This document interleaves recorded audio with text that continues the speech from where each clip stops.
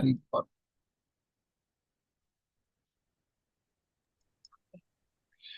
Halo sobat pendengar semuanya, selamat datang di podcast Kelompok Satu, tempat kita belajar berbagi dan menginspirasi lewat cerita serta wawasan yang relevan dengan kehidupan kita sehari-hari.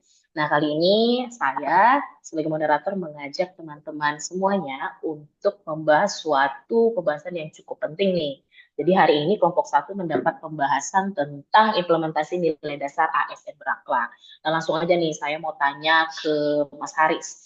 Apa sih Mas contoh kegiatan berorientasi pelayanan dan akuntabel? Nah, Contoh yang paling jelas itu ya pemberian informasi layanan panahan di loket ya Mbak ya.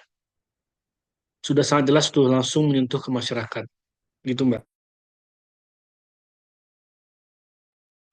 oke, terima kasih Mas Haris. Saya mau bertanya lagi nih ke Mbak Grafiska.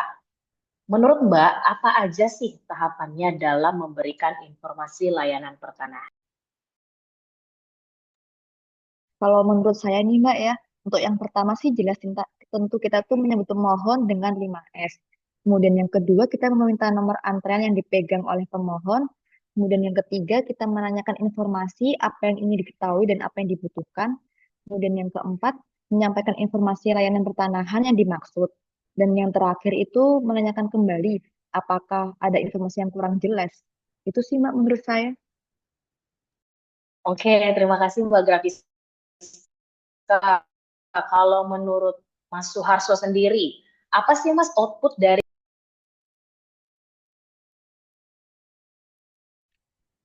Baik, Mbak, terima kasih. Jelas pemohon dapat teredukasi ya, Mbak, sehingga tidak ragu dalam mendaftarkan tanahnya. Gitu, Mbak.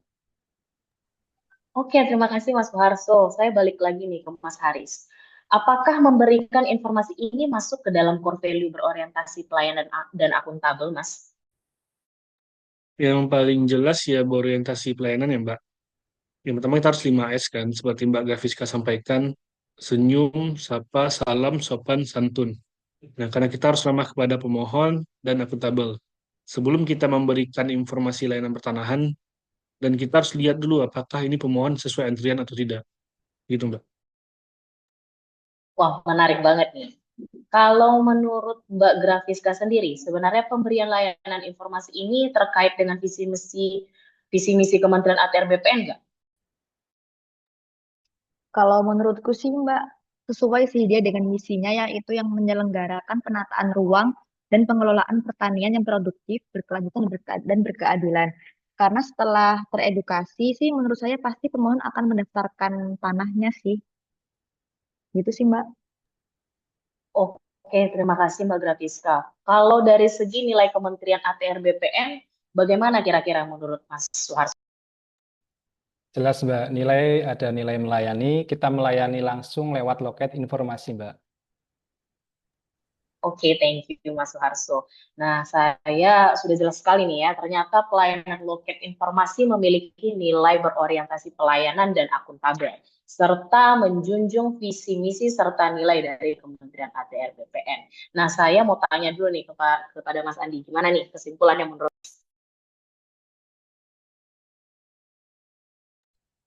Sebentar ya, untuk visi misi ATR BPN tadi yang disebutkan sama Mbak Grafiska ya, ini ya, yang menyelenggarakan penataan ruang produktif berkelanjutan berkeadilan karena jadi masyarakat tidak ragu lagi untuk mendaftarkan tanahnya. Jadi kalau dari yang sudah kita diskusikan, oke, biar saya rangkum. Pertama, kegiatan yang substansi penerapan nilai berakhlak yang pertama contohnya adalah pemberian informasi layanan pertanahan. Nah, outputnya itu masyarakat menjadi teredukasi dan tidak ragu dalam mendaftarkan tanahnya. Keterikatannya itu berorientasi, core value-nya ada berorientasi pelayanan, yaitu kita harus senyum, sapa salam, sopan santun, dan ramah kepada pemohon, serta akuntabel, yaitu mengecek kembali apakah pemohon ini sudah sesuai dengan antriannya atau belum. Kemudian untuk kontribusi visi misi organisasi yaitu sesuai dengan visi misi Kementerian ATR BPN yaitu menyelenggarakan penataan ruang dan pengelolaan pertanian yang produktif berkelanjutan dan berkeadilan, dan terakhir adalah nilai dari organisasi Kementerian ATR BPN yang sangat cocok adalah melayani karena bersentuhan langsung dengan masyarakat. Kira-kira itu Mbak. Ini bisa dibungkus berarti ya hasil diskusi kita. Bungkus Mas. Boleh, boleh, Mas. Boleh, Oke, makasih. siap. Terima kasih teman-teman. Siap, Oke, makasih juga terima kasih Mas. kepada Mas Andi. Terima kasih Mas Andi, Terima kasih kepada teman-teman. Mas dan Mbak yang sudah berdiskusi pada hari ini. Semoga diskusi kita pada hari ini membawa dampak yang positif untuk viewers-viewers podcast kita. Demikian diskusi kita pada hari ini.